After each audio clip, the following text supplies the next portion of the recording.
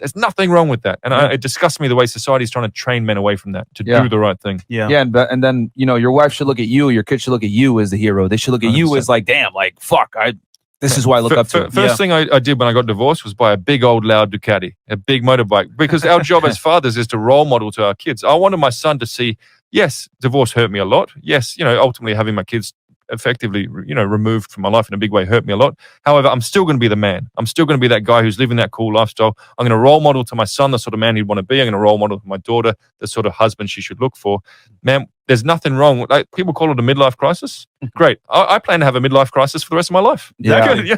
Shame me as much as you want. I'm living well. My brothers are living well. Hate as much as you want, friend. You know, men should be shamelessly, selectively selfish and go out and pursue those masculine pursuits, which they deep down in their heart all know they want to do. You know, I love it when, you know, liberals and idiots say stupid shit like, that's one of the most blue pill terms, a midlife crisis. No, it's a man realizing his fucking worth. Well said. And saying, okay, what the fuck am I doing here? They're in a crisis because they're realizing I've been sleepwalking through life. I'm with a girl that doesn't fucking respect me. I'm fat. My value's actually increasing. My wife says decreasing. It's really the realization of you realizing your value as a fucking man, because for men, we peak way later in life. But society will sit there and tell you that you peak at the same time as a woman at 21. No, you don't.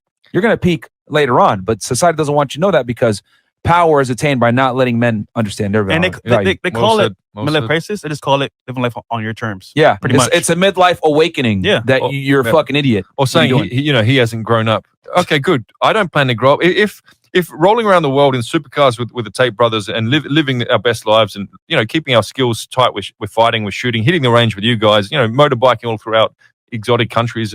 If that equates to not growing up, great. I'm going to not grow up ever. Yeah. Shame me all you want, man. Yeah. Honestly, it's ridiculous. They call it childish, being a big kid. Sure, I'll be a big kid. I'm happy, though. Look how many toys I got. Yeah. I got toys, too. And when you have this stuff, it's harder to control you. Yeah. A man's, like I've told y'all before, man, the worst thing is a man that understands his value. Can't be controlled. That's true. And also on that as well, a man who has a strong family unit, a man who has a strong relationship with his faith, he's not going to listen to the marketing messages that come, you know, via the ads on TV. He's not going to listen to the fear campaigns being pushed by the government. He's going to be very hard to control. So what do we see nowadays? We see an attack on the family unit with all these, you know, alphabet stuff that we see out there. We see, you know, being pushed on kids. Yeah. We see an attack on faith with a whole liberal atheist movement trying to say that, you know, religion is a bad thing. Yeah. All those components of a man's life which make him harder to control are currently being shamed by the powers that be. What a coincidence. It's almost like the powers that be want men to be weak, slave, easily controlled types. Isn't that funny? I wonder why. I wonder why, yeah.